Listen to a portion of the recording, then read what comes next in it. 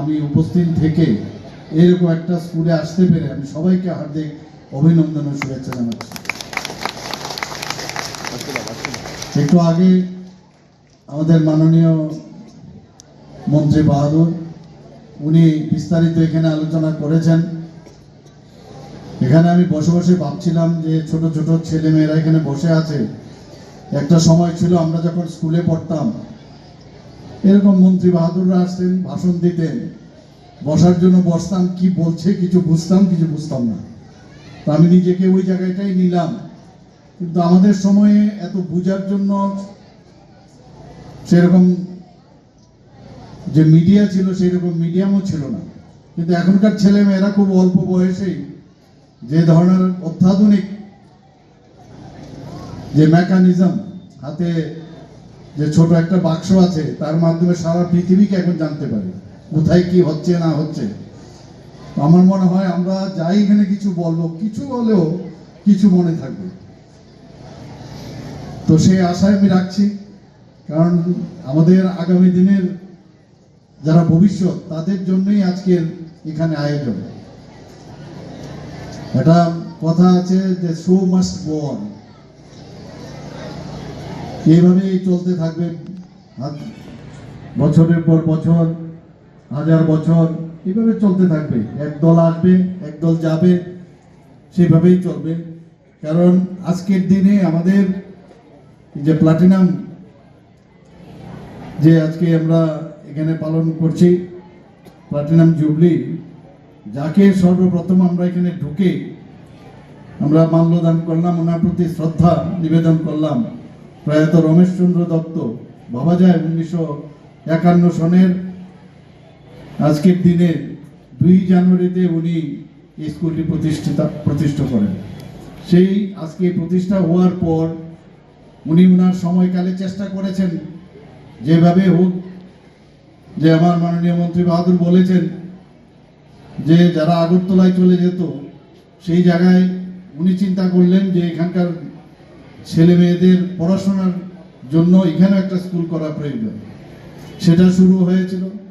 আজকে কলে বরে এত বড় স্কুল এখানে হয়েছে এবং ওনারই সুযোগ্য পুত্র বিশিষ্ট শিক্ষাবিদ প্রয়াত ধীরেন্দ্র চন্দ্র দত্তের অক্লান্ত পরিশ্রম এবং ওনার যে জেদ মনের ভিতর যে আমার স্কুলটা করতেই হবে, সেই কারণে আজকে কিন্তু এত বড় স্কুলটা এখানে প্রতিষ্ঠিত হয়েছে।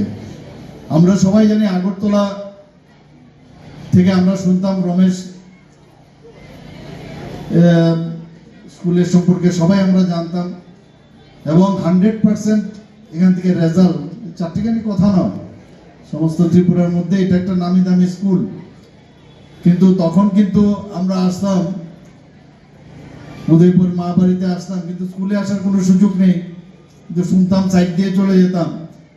এই স্কুলেরই যারা প্রোডাক্টস আমরা দেখেছি বিভিন্ন স্তরে, এখানে সুনামের সাথে ওনারা কাজ করেছেন এবং আমার কাছে যা খবর আছে এমন কোনো জায়গায় নেই, আপনি ডাক্তার বলুন, ইঞ্জিনিয়ার বলুন, সায়েন্টিস্ট বলুন এবং আর্মিতে বলুন, বহু লোক খ্যাতির সাথে এই স্কুল থেকে বেরিয়েছে।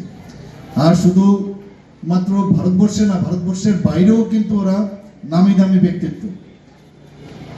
এবং এই যে একটা নস্টালজিক, এখানে বহু পুরনো যারা এখানে আমার সামনে উপস্থিত আছেন ওনারাও কিন্তু ভাবেন যে স্কুলে আমি যখন পড়ছিলাম মধ্যে রেখাপাত করে সেটা কিন্তু কখনো ভুলে না মানুষ। বই পড়ে ঠিক আছে, বই তো পড়তেই হবে এবং শিক্ষা অর্জন করতেই হবে, কিন্তু জীবন সংগ্রামে এবং চলা ক্ষেত্রে যে মনের ভিতর যে রেখাপাত করে ভালো জিনিসটা গ্রহণ করা, সেটা কিন্তু এই বয়সেই হয়।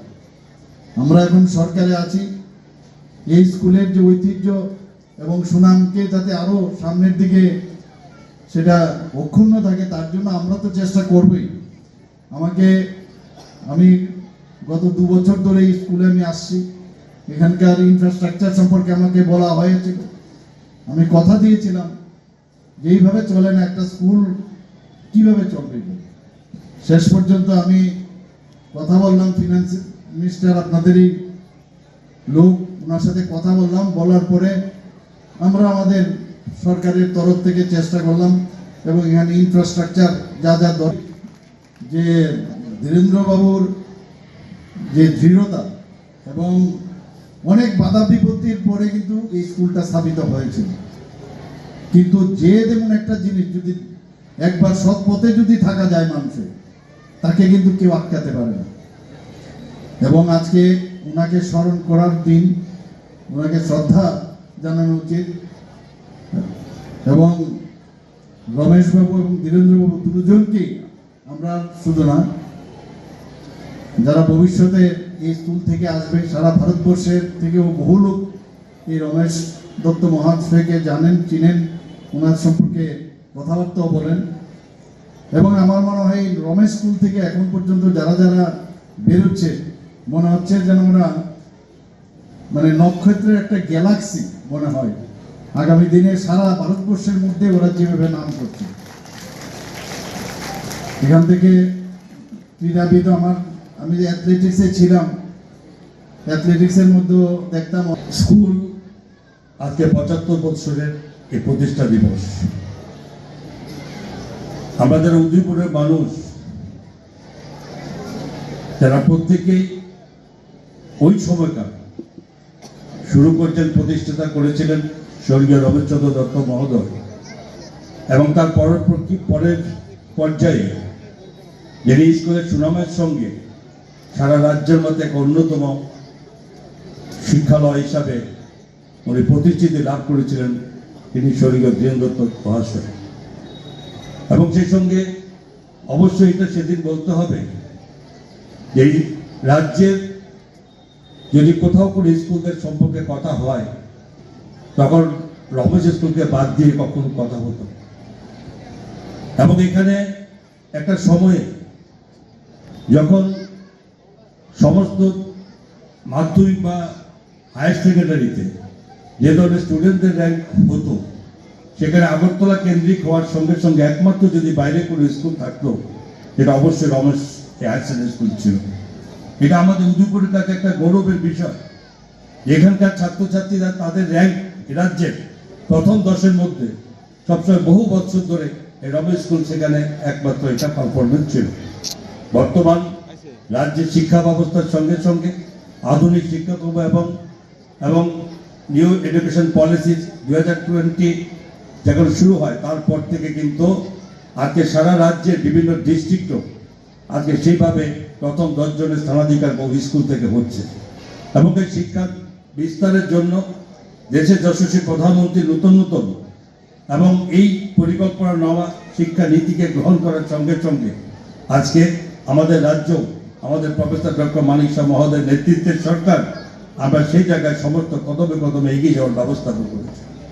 এবং সারা রাজ্যে এই শিক্ষা ব্যবস্থাকে সমস্ত দেশের শিক্ষা ব্যবস্থার সঙ্গে সমানতালে কাঁধে কাঁধ মিলিয়ে এগিয়ে যাওয়ার জন্য যেখানে নূতন সিবিএসসি করছে সমস্ত স্কুলকে চালিয়ে দেবে। এবং সেখানে শুধুমাত্র তা নয় যে আমরা আমাদের সরকার আসার পর থেকে 125টি আমরা এখানে এই বিদ্যাজ্যোতি স্কুলে আওতায় আনা হয়েছে। এবং সেখানে পাশাপাশি সমস্ত স্কুল রাজ্যে এই উদয়পুরও বা গোমতী জেলার সারা রাজ্যের সঙ্গে আমাদের এখানে সেই ব্যবস্থা করা হয়েছে। আজকে রাজ্যের জনজাতি অঞ্চলে শিক্ষা ব্যবস্থাকে আরো জোরদার করার জন্য আমাদের বহু 91 স্কুলে সেখানে ব্যবস্থা করে দেওয়া হয়েছে। এবং আমরা জানি